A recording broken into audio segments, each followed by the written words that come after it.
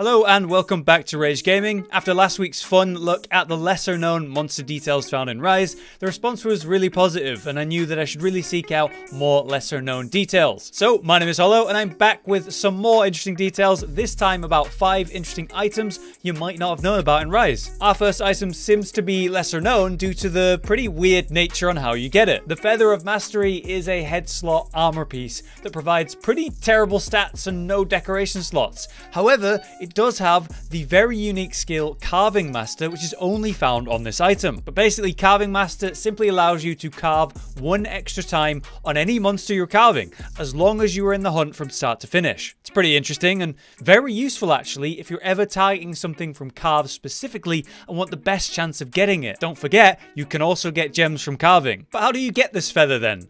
Well, you just need to go complete all of the arena quests given by Utsuchi with every weapon. Yes, every weapon. So that's going to be 25 arena hunts total with a wide variety of weapons and builds, which will take a bit of skill and effort if you're not used to all the weapons already. You don't need a crazy S ranking though, you just need to complete the quest, which will be at least a B grade if you at least complete it in under 50 minutes. It might be a good idea to do this as a duo where possible, when you're using maybe a weapon you're not confident with, because these quests do fail if you cart a single time, so do be careful. Overall though, I do really like the arena quests. It's a fun challenge to test your ability with many weapons of Monster Hunter, and of course the strange and interesting sets they give you. Still, it takes a while to slog through these, but the feather does look pretty cool, and it's a useful skill for farming monster materials at the end. I'm still in the process of unlocking this because I actually spent all day unlocking another interesting item on this list. But before we get to that, let's now talk about petalaces, since if you weren't aware, they were also updated in 2.0. In this content update,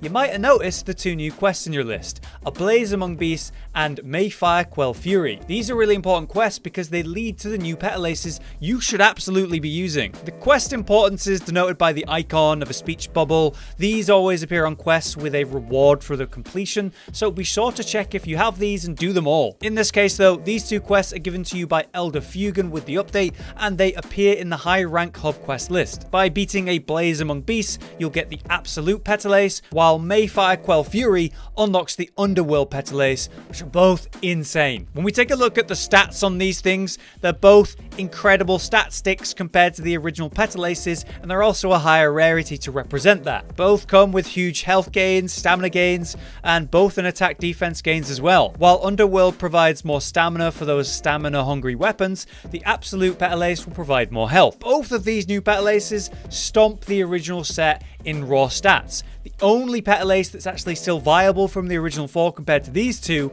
is the Demon petalace. That's because the Demon petalace still boasts an extra 5 attack over either of the 2 new ones, but still with the big cost of every other stat. And after all, the Demon petalace does still provide more attack when you gather Spirit Birds too. So speedrunners, you can still be using that Demon petalace for now, but for everyone else, I definitely think you should be using one of these 2 new ones and update your builds if you haven't yet. My question is, where is the improved Demon and Defensive petalace? Why only these 2? I think that's because we're going to be seeing improved versions of those 2 soon in the 3.0 patch through probably new side quests. Moving on then, another head item that's quite unusual is definitely the eye patch called the Flame Seal. We unlock this one by completing all of the village quests. Yeah, every side quest, all the gathering, kill small creatures, alongside the more interesting hunts of bigger monsters. To check your progress, you can see by the red check mark next to the quest levels when you've done them all. But when you've done all of them, Fugan will want to talk to you about how much you've done for the village and give you a special challenge.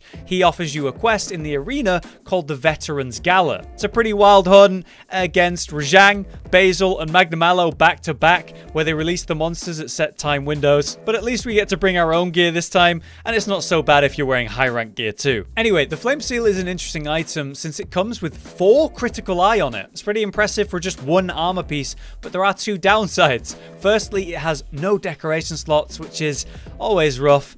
And also, Teostra helmet exists, which on most levels just outclasses the Flame Seal. Teo helmet comes with critical eye as well at 3 levels instead of 4, but also has 1 level of crit boost, which is obviously very important. And on top of that, it also actually does have a slot for decorations, just a 1 slot, but more than 0. So yeah, Teo helm is pretty insane and one of the best in the game, and completely, well, ruins the value of the Flame Seal. What's weird about this is how they both came in the game at the same time. time.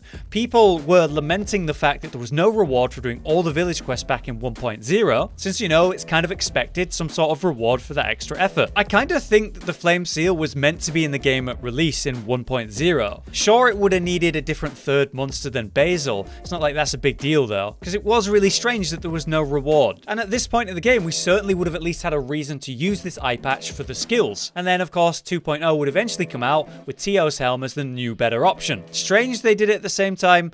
It makes you wonder. In any case, it is an armor piece, and that means we can layer it, and you can be damn sure that's what I'll be doing after I spent all day unlocking this one. It does look pretty cool, though. Next up, then, has to be the strange and special Palico weapon, the Cataclysm. A very strong weapon to put on any Palico, because it has high damage, and importantly, very good sleep status. This is a weapon I find myself always slotting on my Palicos, just because of how strong sleep can be, especially in a group hunt. When we're able to wake up a monster mid-fight with a massive hit and lots of mega barrel bombs, we end up killing that monster faster, right? It's also very nice to get a breather in so that we can craft more ammo or sharpen the weapon too. But not only is this a very effective weapon for your companion, but it looks pretty unique too, with that strange cat head on the stick with the glowing blue aura. To get this one unlocked, you just need to have progressed the original 1.0 story and then grab the design from this strange shrine in the Buddy Plaza. Thank you, Cotton, for saving this clip. I picked it up ages ago. So be sure to grab that if you happen to have missed it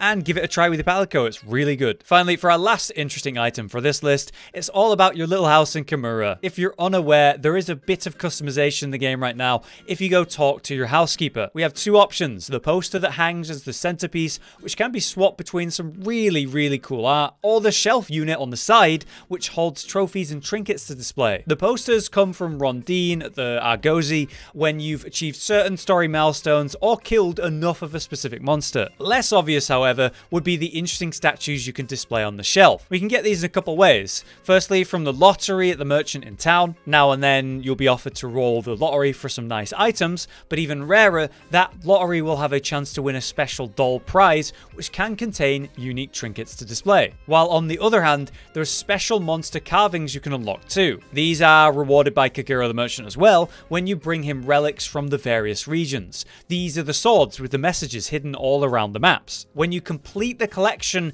in full in each region, you'll be rewarded 2 monster carvings which look awesome to display on your shelf. It's a fun reward for collectors out there, and I must say, going out and collecting these relics for this video had me in places I never even knew existed. I had no clue there was that huge pillar of ice that I can actually get up on in the Frost Islands, and then there's that huge hole in the ceiling of Area 12. It just had me appreciating the maps of Rise even more. They are really good. But there you have it, a bunch of interesting items and details about them. I hope that was useful or interesting to you, but personally I've really enjoyed learning about this stuff because I think a lot of it is really easy to miss. I already know what topic I'd like to cover next, so if you want more videos like this one, please be sure to drop a like on this video. But thanks for watching. I've been Hollow, you've been you, and I'll see you next time. Josh, Cotton, and Hollow with the videos, dropping the humor like a hammer on your tippy toes, bringing entertainment on a daily arrangement to take our insanity and turn it into entertainment. Yes, I said entertainment twice, to reiterate that it is nice to look into your faces on a mostly daily basis when you let us in your homes to make the whole world a stage.